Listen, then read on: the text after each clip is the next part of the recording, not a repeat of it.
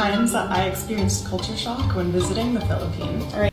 Japanese celebrated a festival event in the Philippines. You won't believe what they did to him. Part 3 of culture shock things I experienced when moving to the US after growing up in the Philippines. Give you. No, that's right now. For 15 years as a banker, I've analyzed risk, managed portfolios, and predicted financial trends. But nothing prepares you for the absolute chaos of Filipino culture shock. I'm a Filipino-American dad living in Texas, and today I'm reacting to 6 foreigners experiencing the wildest, most confusing parts of Filipino culture for the very first time. Let's see if they survive the culture shock or if they're just soft. Let's get into it. Part 3 of culture shock things I experienced when moving to the US after growing up in the Philippines. The brooms. She grew up in the Philippines? This freaking broom doesn't do shit.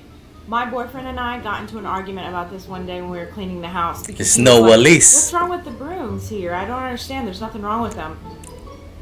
I was like, this thing? You're gonna defend this? Really? When I had to sweep with this crappy thing for the first time here in the States, I was like, I'm not gonna survive here. This thing does not do anything, and it's awful. It's stiff and just bleh. Now, this is a broom that actually sweeps properly. This next one was so hard to get used to.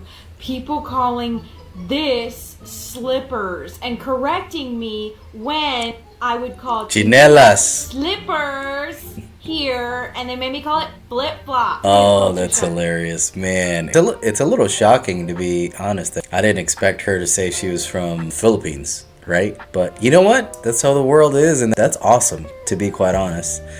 But her having to move from the Philippines to the US, I bet it is a cultural shock for her. And I can relate so well because I was born in the Philippines and I came here when I was 5. I didn't have too much. Well, I remember the Philippines, but I didn't have as vivid of a memory as a 5-year-old. So I pretty much grew up in the US, right? But we visited from time to time. I think it was a total of maybe once, maybe twice for me. My parents visited a little bit more, but for me, I think I was like a teenager when I went back. But I can relate so well to what she's talking about. Let the people know American brooms are not it. My mom still brings brooms from Mexico when she doesn't fly. Those brooms are just so much better. I guess Filipinos and Mexicans know how to clean real good, so there you go. Alright, let's check out the next video. Times that I experienced culture shock when visiting the Philippines. All right, you ready to go?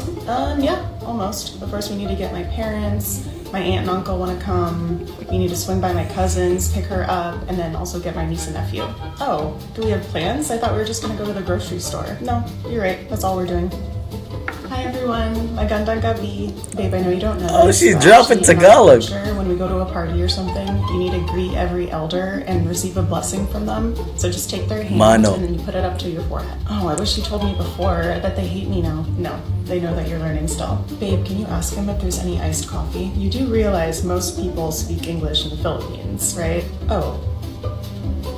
That's hilarious. You know, when you call, for instance, you're here in the US, you call a customer service number.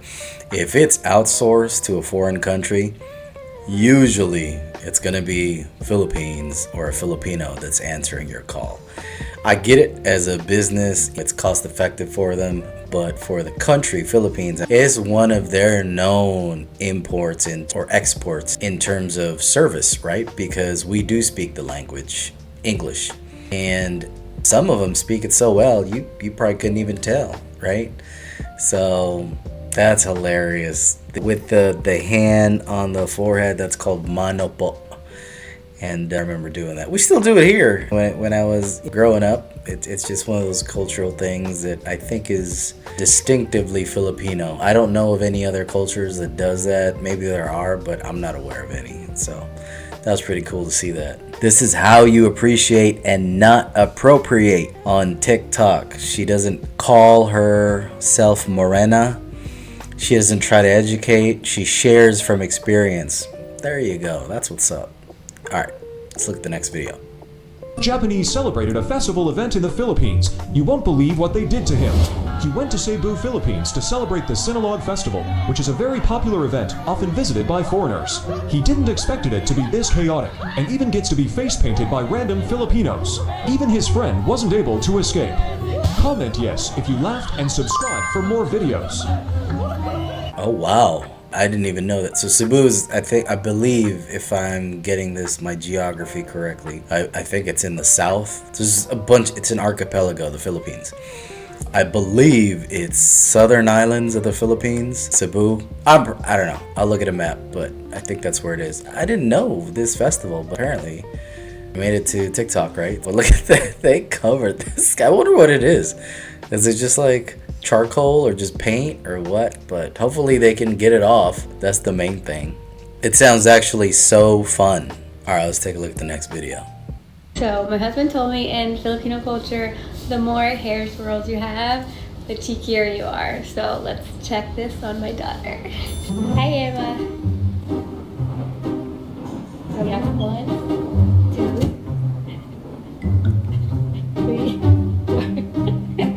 4. That explains a lot. I don't know about that. I've never heard that. I'm Filipino, so I don't know about that one.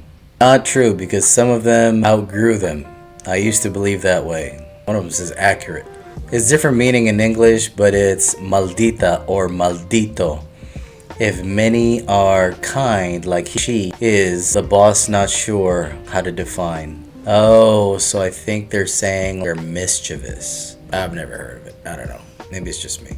Alright, let's take a look at the next video. Anong culture shock mo dito sa Canada? Pag nagsiswimming, yun kapag nagsiswimming sila, naka-bikini sila, ganon. They don't care! Gusto na lang nila mag-swim, ganon. May mga like naked. So they're talking about swimwear in Canada, how they wear bathing suits and bikinis. Talaga. Like, Yeah, like hindi siya naked, nude pala. Actually nude. Like yung wala nang damit. Imagine mo like They're saying as if like they're not even wearing anything, like they're nude, they're naked. parang sa Pilipinas kasi we tend to be conservative. Dito talaga like wala silang pakialam. Sila yung iba nakahubad-hubad na, nasa beach. Like, Yung kita na yung mga dyan. Grabe yung culture shock ko Like they're saying you can see everything. Everything. din doon. Yeah. Actually, na-experience ko din, nakakita na rin ako ng mga di ko talagang kailangan makita. Pero, gusto nila magpatan, ganon. Di ba? oh yeah, tanning. Yeah. Tapos sa Pilipinas naman, gusto magpaputi. Gusto magpaputi kasi sobrang init-init sa atin. Opposite. So they were saying in Canada, they do that, wear less clothes to get a better tan, right? Because they're white. I'm assuming she's talking about white people. But they're in the Philippines, it's quite the opposite. We're dark, so we want to be light. So it's a little funny the way they brought it up. Yes, I do speak and understand Tagalog, so there you go. Just Tagalog, not all the other languages. I know there's a bunch, but Tagalog I know. For me, I thought all Canadians speak French. There you go. In the Philippines, I get a rash guard, so we do indoor swimming. All right, there you go. All right, let's take a look at the next one. It can be you. What? No, this right now. No, this one. No, this one. Why? No, this one. No, this one. Why? No, Which one should I wear? this one. Oh, okay. I should wear this one? Yeah. Okay. Will that make you happy? Yes. Okay. That way. Oh, that's hilarious. Your baby's Filipino when you can't wear your street shoes in the house for 20 seconds without getting in trouble. I'm surprised they're even wearing slippers or anything. Usually, this is true because in my house, we have a shoe rack by the garage door outside. And we're in Texas. I don't know if it's like that in where y'all live or in your house, but we use our garage door like a front door. So we have our shoes kind of racked up by the garage door, and then the nice shoes racked up inside the house.